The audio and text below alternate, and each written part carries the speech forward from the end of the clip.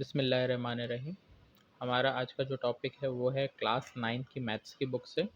हम आज शुरू करेंगे चैप्टर नंबर 1 एक्सरसाइज 1.1। स्टार्ट करते हैं क्वेश्चन नंबर 1 से। देखते हैं क्वेश्चन नंबर 1 हमारा कैसा है। हमें सवाल में बोला identify the following number as rational and irrational number, also write each one in separate column. हमें सवाल में बोला गया है कि हमें नीचे गिवन वैल्यूज में से बताना है रैशनल नंबर कौन से हैं और इर्रेशनल नंबर कौन से हैं। तो सबसे पहले तो आपको ये टॉपिक पता होना चाहिए कि भाई रैशनल नंबर और इरेशनल किसको बोला जाता है, रैशनल नंबर कौन से होते हैं और इर्रेशनल नंबर कौन से होते हैं। तो हम रैशनल और इरेशनल नंबर पे आ जाते हैं। पहले तो रैशनल नंबर्स और एक होते हैं हमारे पास इर्रेशनल नंबर।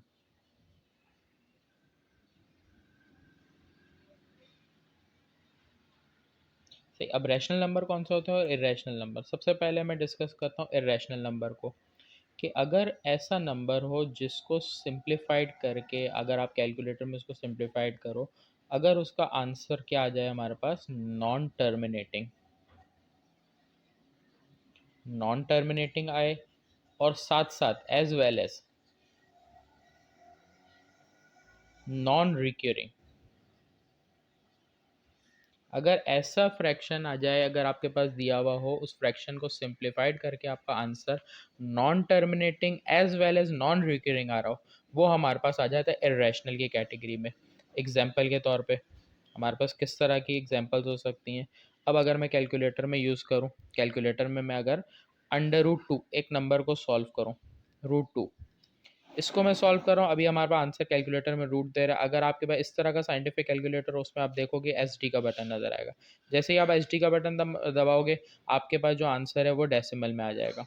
अगर इस आंसर को आप नोट करो तो आपके पास आंसर आ रहा है 1.4142135562। ये डेसिमल के बाद नंबर कंटिन्यू है।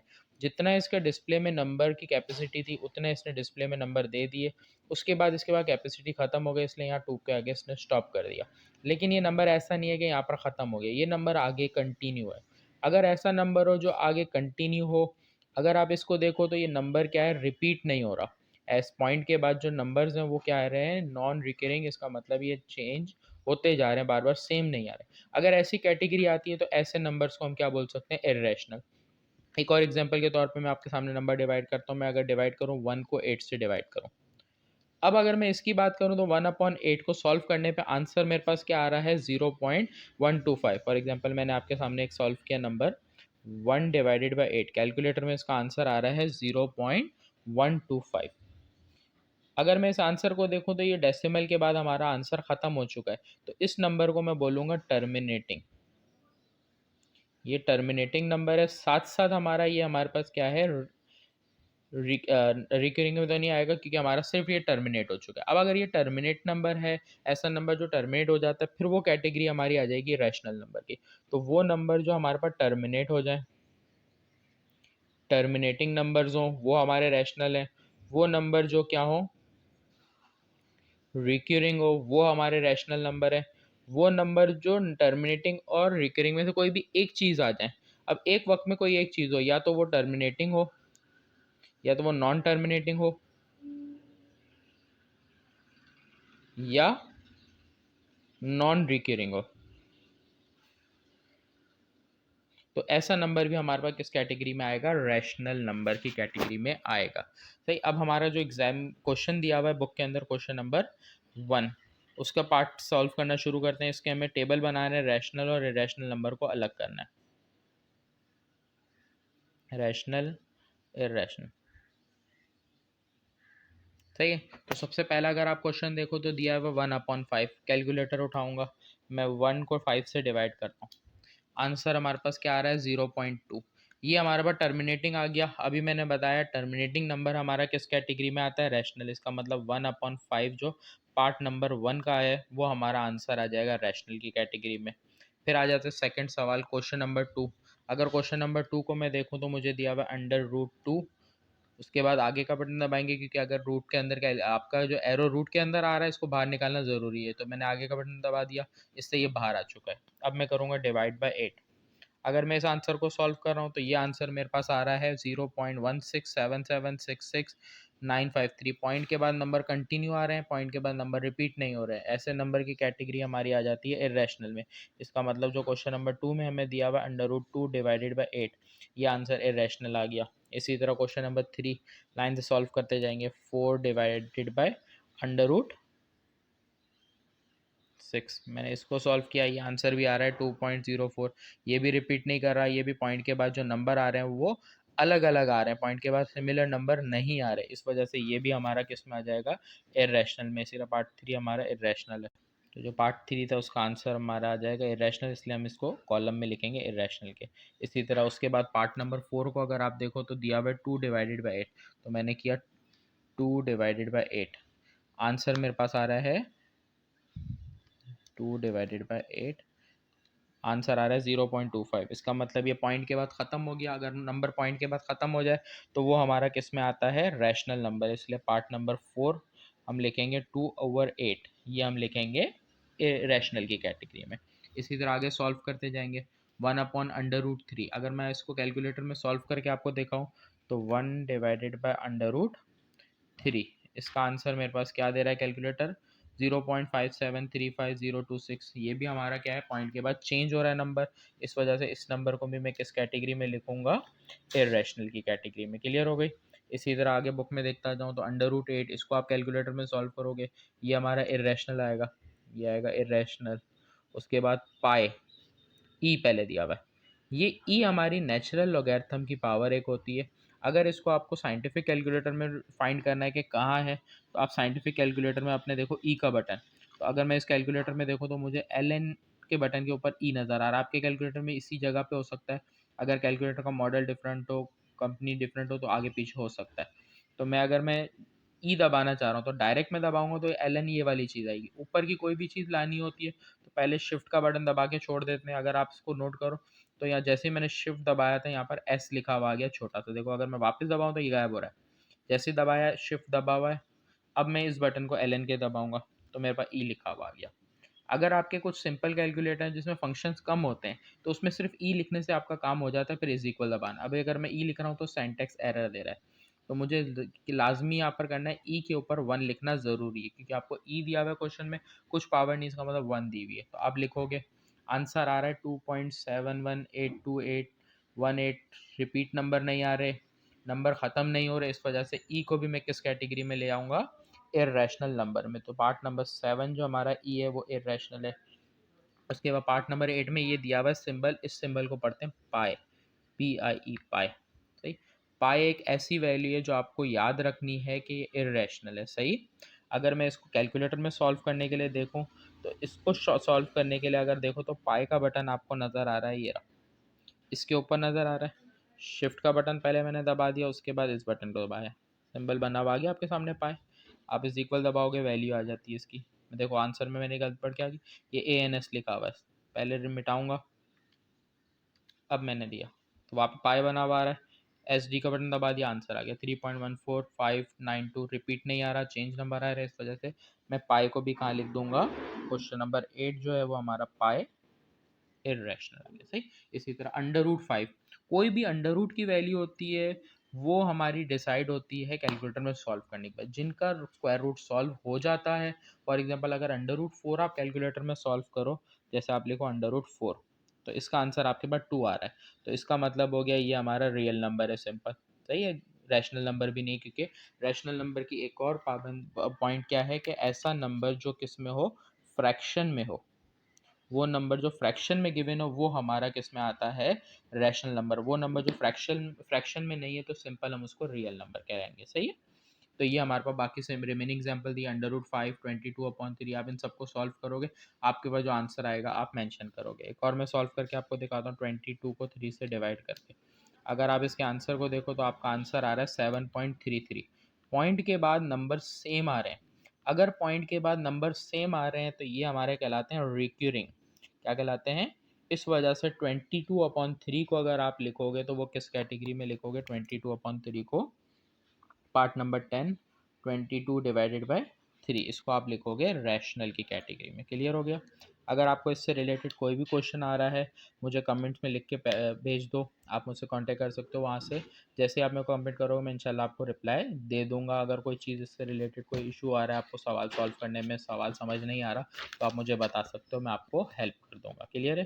क्योंकि बुक अभी अभी नहीं आई है, इसके टॉपिक हर किसी को इसकी आपको वीडियोस बहुत कम मिलेगी, इसलिए मैं आपको इसी हेल्प के लिए वीडियोस बना रहा हूँ कि आपको इजी हो जाए। स्कूल्स में आपको करवाया हुआ है ये सारी चीज़ें, अगर फिर भी स्कूल से किसी को समझ नहीं आता तो मेरी वीडियो बहुत हेल्पफुल है। सबसे पहले तो आप मेरे पेज को सब्सक्राइब और लाइक ज़रूर कर दें कि आगे आने वाले जितने भी चैप्टर्स की मैं वीडियो बनाऊँ वो आप तक पहुँचती जाए। सही। अब आ जाते हैं क्वेश्चन नंबर 2 के ऊपर।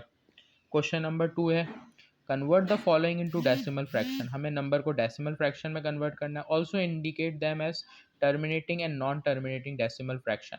इन सवाल को हमें डेसिमल में पहले कन्वर्ट करना है, उसके बाद हमें बताना है कि टर्मिनेटिंग है या नॉन टर्मिनेटिंग है। सॉल्व कैसे करेंगे? कैलकुलेटर होना ज़रूरी है इसके लिए। 5 को आपने 8 से डिवाइड करना है। कैलकुलेटर रखा मैंने सामने, 5 को 8 से डिवाइड किया मैंने, मेरे पास आंसर क्या आ रहा है? 0.625। अगर मैं इस नंबर को देखूं तो पॉइंट के बाद जो नंबर है वो ख़त्म हो चुके हैं। अगर ये पॉइंट के बाद नंबर ख़त्म हो गए, इसलिए इसको मैं क्या बोलूँगा? Terminating number. इस वजह से इस यहाँ पर जो हमें सवाल में पूछा था कि हमें इंडिकेट करना है टर्मिनेटिंग या नॉन टर्मिनेटिंग, तो इस 5/8 को मैं बोलूँगा कि ये टर्मिनेटिंग नंबर है। इस तरह पार्ट नंबर 2, 4 डिवाइडेड बाई 8। 4 को मैं अगर 8 से डिवाइड करूँ तो 4 डिवाइडेड बाई 8, आंसर आ रहा है 0.5। इस आंसर को अगर मैं देखूं तो ये भी हमारा किस में है? पॉइंट के बाद फिनिश हो गया, पॉइंट के बाद आगे नंबर नहीं चल रहा, ये भी हमारा किस में आ जाएगा? Terminating number. नेक्स्ट नंबर दिया हुआ है 1/5, क्वेश्चन नंबर 3। 1 को 15 से डिवाइड कर रहा हूँ, मेरे पास आंसर आ रहा है 0.666667। आखिरी में अगर 6666 चलने के बाद 7 आ रहा है, इसका मतलब ये नंबर नॉन टर्मिनेटिंग है और ये हमारा क्या है? ये रिकरिंग नंबर है। सही है। पैसा अभी रिकरिंग का भी नहीं पूछ रहा, लेकिन आपको पता होना चाहिए इसके बारे में। तो अब मैं अगर पार्ट 3 की बात करूँ तो पार्ट नंबर 3 जो है वो हमारा अपॉन 15, ये आंसर हमारा क्या आया? 0.0666। ये पॉइंट के बाद चलता हुआ जा रहा है, इसलिए मैं डॉट डॉट लगा रहा हूँ। इस नंबर को मैं बोलूँ तो ये हमारा किस में आ रहा है? Non terminating number. सही। आगे हमें दिया हुआ 49 डिवाइडेड बाई 8। 49 को मैंने डिवाइड करना है 8 से। अगर मैं 49 को 8 से डिवाइड कर रहा हूँ तो मेरे पास आंसर आया 6.125। Part number 4, 49 divided by 8 is equal to 6.125। सही। 125 आ रहा है। पॉइंट के बाद अगर नंबर ख़त्म हो जाता है क्या बोला जाता है? Terminating number. क्लियर? और भी बच गए 2 सवाल। पार्ट नंबर 5 पे आ जाते हैं। पार्ट नंबर 5 हमें दिया 207/15। कैलकुलेटर को यूज़ करेंगे। 207 डिवाइडेड बाय 15, आंसर हमारे पास आ रहा है 13.8। पॉइंट के बाद आंसर रुक गया है, इसका मतलब ये हमारा किस में आ गया? Terminating number. नेक्स्ट आ जाते हैं। नेक्स्ट हमें दिया 50 डिवाइडेड बाय 76। अगर मैं इस नंबर को देखूं तो हमारे पास आंसर जो आ रहा है वो 0.6578947368। ये आंसर पॉइंट के बाद कंटिन्यू है, ख़त्म नहीं हो रहा। तो 50 डिवाइडेड बाय 76 का आंसर 0.6578, ये चलता जा रहा है आगे, तो इसके लिए मैं बोलूँगा ये नंबर हमारा नॉन टर्मिनेटिंग। क्लियर है?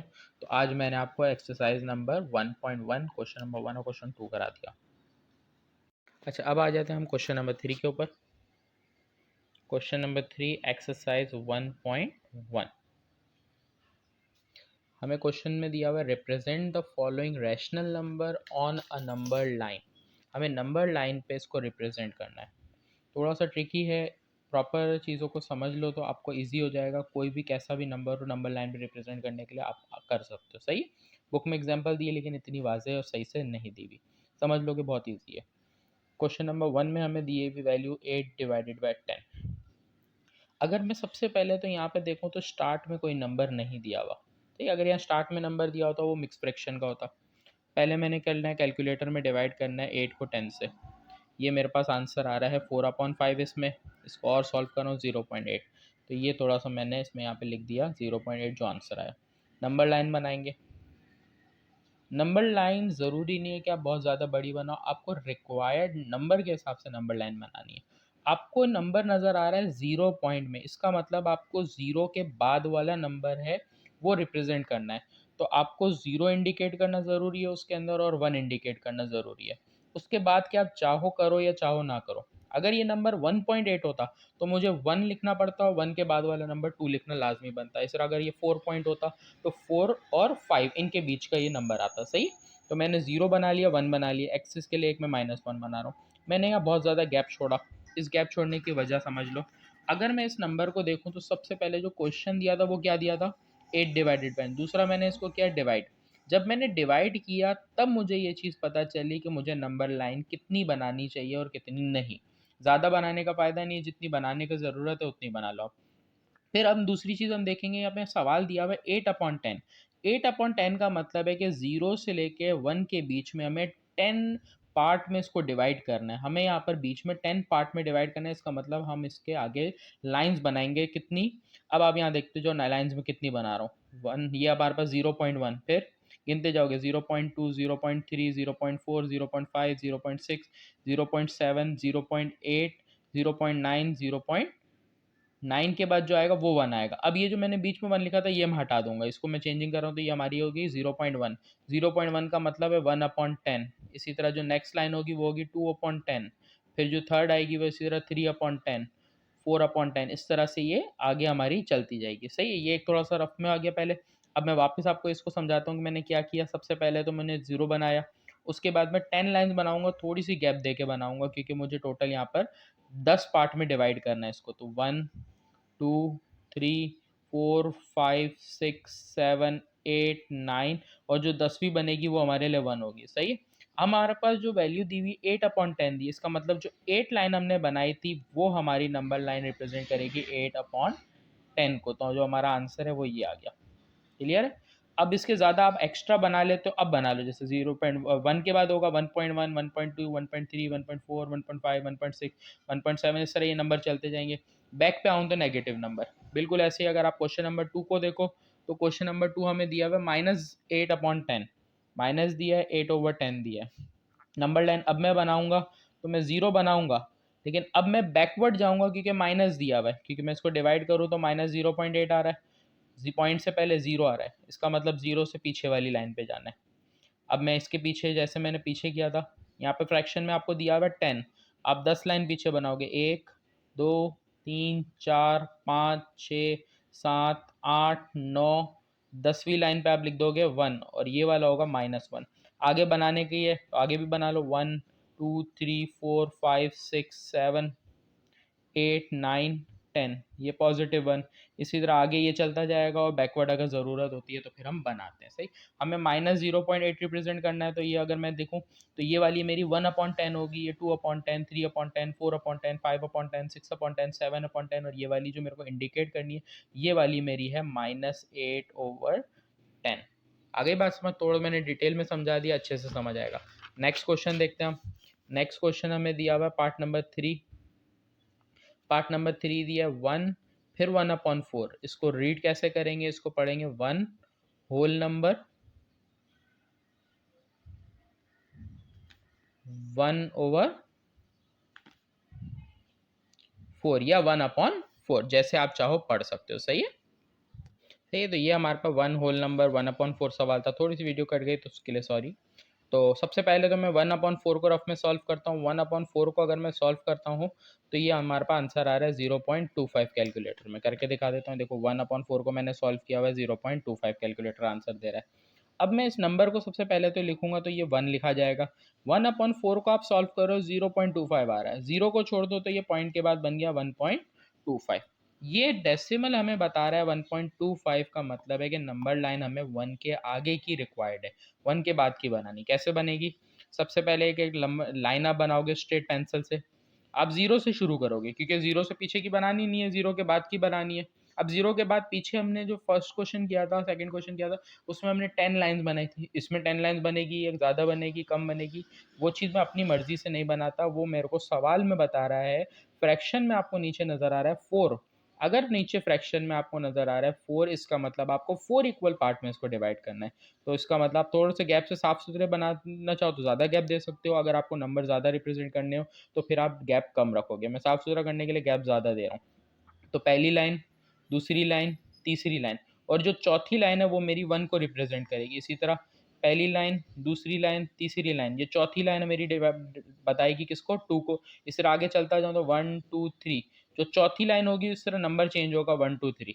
मुझे नंबर दिया 1.25, तो 1.25 का मतलब 1 के आगे जो नंबर है वो आएगा मेरा। तो जो 1 के बाद पहला नंबर होगा ना, वो मेरा क्या कहलाएगा, ये हमारा कहलाएगा 1 होल नंबर 1/4। इसी तरह अगर सामने आगे अगले नंबर पे जाऊं तो ये वाला होगा 1 होल नंबर 2/4, जिसको फर्दर अगर आप सॉल्व करो तो ये हो जाएगा 1/2, क्योंकि 2 और 4 कटता है।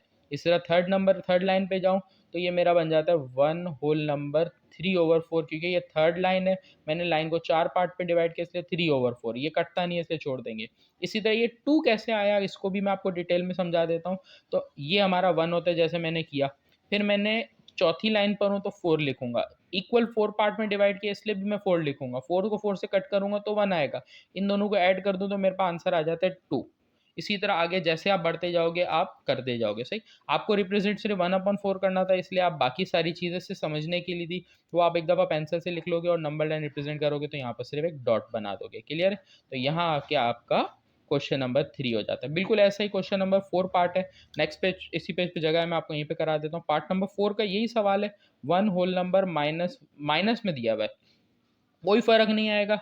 यहाँ पर आप जीरो शुरू करोगे, अब आप बैकवर्ड जाओगे क्योंकि माइनस की नंबरिंग है।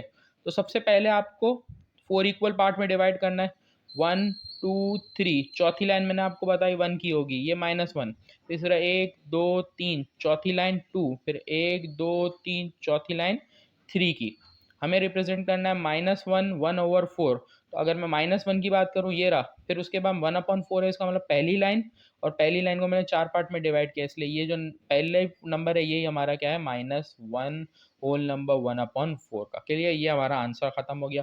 पीछे सवाल में मैंने आपको डिटेल में बताया कि कैसे कोई भी नंबर अगर आपको नीचे 5 फ्रैक्शन में दे तो आप इसको 5 इक्वल पार्ट में डिवाइड करके सॉल्व करोगे।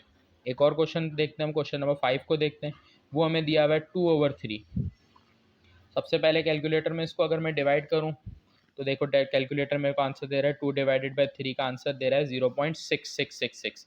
आंसर क्या दे रहा था, 0.6666, और आंसर ये आ रहा है 0.66। सही, 0.666 से ज़ीरो आ रहा है, इसका मतलब हमें ज़ीरो की नंबर लाइन जो बनानी है वो ज़ीरो बनानी ज़रूरी है, ज़ीरो के आगे का नंबर है। अगर ये 1 पॉइंट होता है इसका मतलब 1 1 के आगे का नंबर होता है। क्लियर है? अब मैं देखता हूँ नीचे क्या नज़र आ रहा है आपको, 3 नज़र आ रहा है, 3 इक्वल पार्ट में होगी तो 1 2, 3 इक्वल पार्ट का मतलब 2 लाइनें बनेंगी और जो तीसरी लाइन होगी वो आपकी 1 की होगी। ज़रा 1 2, फिर इस तरह करता जाऊँ तो 1 2, फिर 3। आई बात समझ आपको? समझ आ गई होगी अच्छे से, नहीं समझ आई तो रिवाइंड कर लो, पीछे वाली जो मैंने डिटेल पहला सवाल समझाया उसको देख लो। सही है? अब मुझे नंबर रिप्रेजेंट करनी है 2/3। इसका मतलब जो सेकंड वाली लाइन मैंने बनाई थी, 0 पॉइंट वाली, 0 के बाद जो सेकंड लाइन बनाई थी वो मेरी होगी 2/3। अगर फर्स्ट लाइन की बात करूँ तो फर्स्ट 1/3 होती है, सेकंड 2/3 है, इसलिए ये मेरी नंबर लाइन की रिप्रेजेंटेशन है। सही है? ये हमारा आंसर नंबर 5 का था। बिल्कुल आंसर नंबर 6 अगर आप देखो तो वो माइनस में दिया हुआ है, -2/3, कोई चेंजिंग नहीं आएगी ज़्यादा। सवाल में आप ज़ीरो लिखोगे, ज़ीरो से बैकवर्ड जाओगे, थोड़ा सा अगर नंबर छोटा दिया है तो गैप ज़्यादा भी रख सकते हो, 1 2, तीसरी लाइन आपकी 1, फिर 1 2, तीसरी लाइन आपकी 2। यहाँ पर आपको क्या बताना है, 2/3, तो सेकेंड लाइन और जो 3 पार्ट में डिवाइड किया तो ये हो जाएगी -2/3। यहाँ जाके हमारा क्वेश्चन नंबर 3 का पार्ट नंबर 4 एंड हो जाता है। क्लियर? अब आ जाते हैं नेक्स्ट क्वेश्चन नंबर 4 पे। अगर आप इस सवाल की बात करो तो can you make a list of rational number between 1 and 2। Question number 4, अगर 4 को देखो, can you make a list of rational number between 1 and 2। हमें यहाँ पे बताने हैं रैशनल नंबर बिटवीन 1 एंड 2। तो हम थे रैशनल नंबर बिटवीन 1 एंड 2। ठीक। अच्छा, प्रॉपर वे में इसको सॉल्व करने के लिए हम एक फॉर्मूला यूज़ करते हैं, a + b डिवाइडेड बाय 2। अगर इलॉजिकल वे पे जाऊँ तो मैं अगर आपको पीछे से बुक के आंसर देख के बोल दूँ भाई ये नंबर है, आप इसको सॉल्व कर लो, तो बहुत सारे टीचर ऐसे ही सॉल्व करा देते हैं कि पीछे से आंसर देख लेते हैं और वही 3-4 सॉल्व करके बोल देते हैं हाँ भाई ये है। अब कोई दूसरा नंबर आ जाए आपके पास तो आप कैसे सॉल्व करो। तो एक प्रॉपर मैथमेटिक्स या कोई भी फिजिक्स केमिस्ट्री साइंस हम भी पढ़ते हैं तो हम कोई भी लॉजिकल ही बात करते हैं, इलॉजिकल कोई भी आंसर को हम अपनी मर्जी से नहीं डालते थे कि भाई ये आंसर लिख लो। तो कुछ जगह याद करने का तो वो अलग हो जाता है, लेकिन कहीं ये सॉल्यूशन है तो वहाँ पर सवाल को सॉल्व करना पड़ता है। तो यहाँ पर एक फॉर्मूला लगता है A plus B divided by two. हम क्या करेंगे, पहली दफ़ा जब एक नंबर निकालना है तो हम वन और टू दोनों को लेते हैं, इनको टू से डिवाइड करते हैं। वन प्लस टू सॉल्व कर रहा हूँ तो मेरे पास आ रहा है three, three divided by to.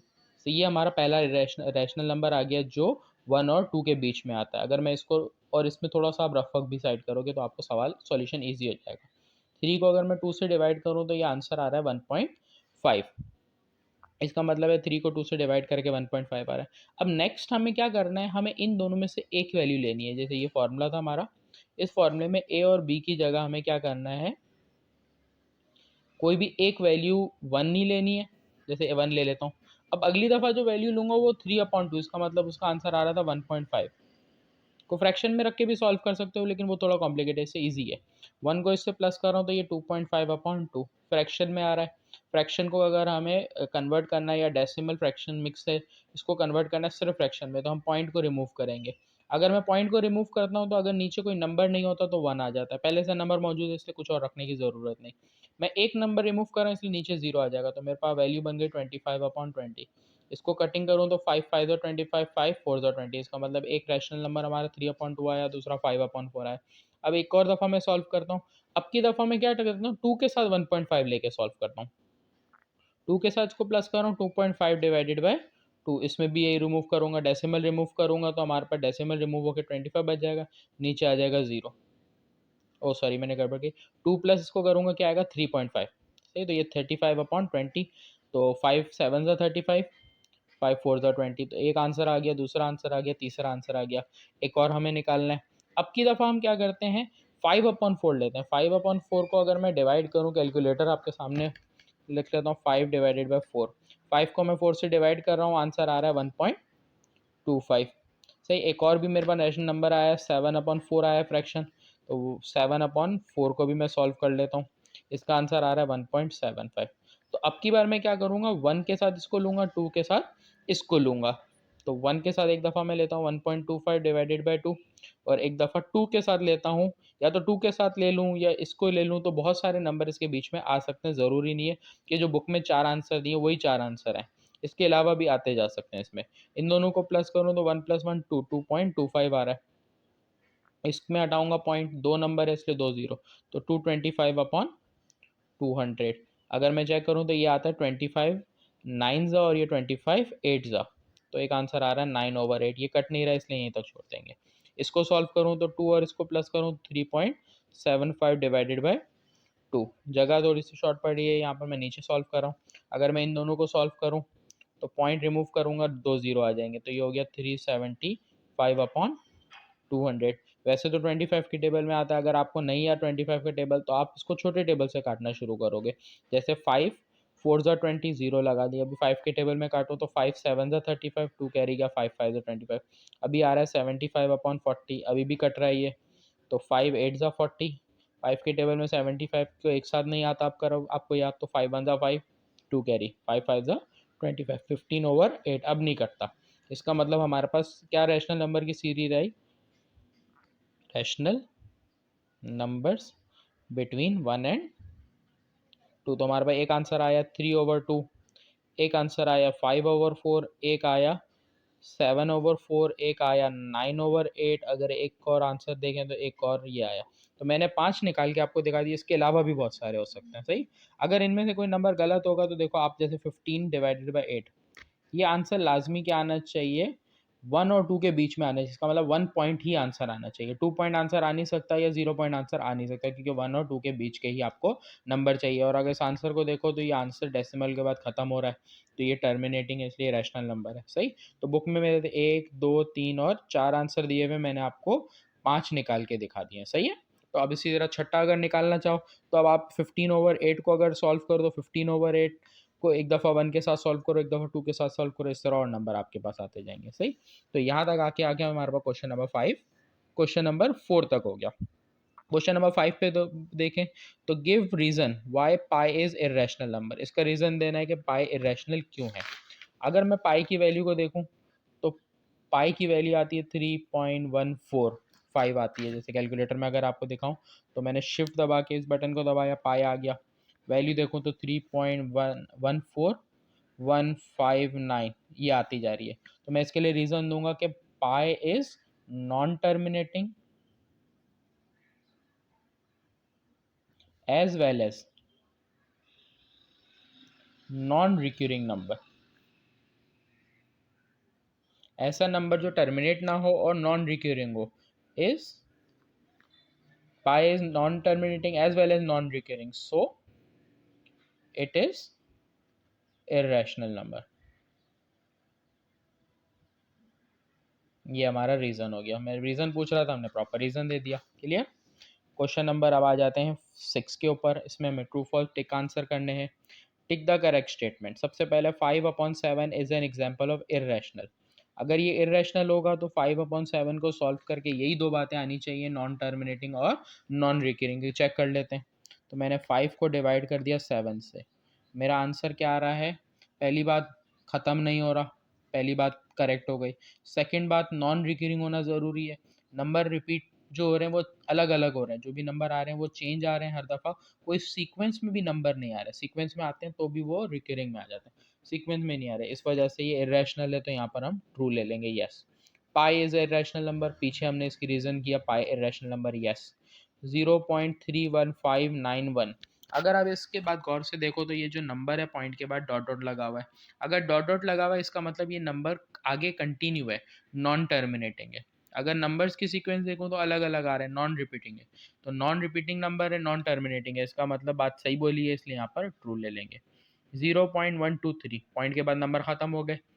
आगे बोल रहे हैं रिकरिंग नंबर, नंबर रिपीट नहीं हो रहे। अगर नंबर रिपीट हो रहे होते 1 2 3 1 2 3 1 2 3 अगर आ रहा होता तो ये रिकरिंग में आता, इसलिए ये वाला हमारा फॉल्स हुआ। 1/3 2/3 लाई बिटवीन 0 and 1। चेक करते हैं। अगर मैं 1 को 3 से डिवाइड करता हूँ, आंसर आ रहा है 0 पॉइंट, इसका मतलब सही। ये आंसर 1 और 1 के बीच में। सेकंड चेक करता हूँ 2 और 3 को डिवाइड करके, इसको भी देखूँ तो 0 पॉइंट मतलब 0 और 1 के बीच में आ रहा है, इसलिए ये भी ट्रू। लास्ट वाला अगर मैं सॉल्व करने के लिए देखूँ तो सवाल है 1/√3 is an example of rational number. ये रैशनल है या नहीं देख लेते हैं। 1/√3, इसको सॉल्व कर रहा हूँ, आंसर क्या आ रहा है 0.57303502। चेंज आ रहे नंबर, ख़त्म भी नहीं हो रहे, तो ये तो इरेशनल नंबर हुआ भाई, रैशनल तो नहीं आया, इसलिए ये वाला फॉल्स होगा।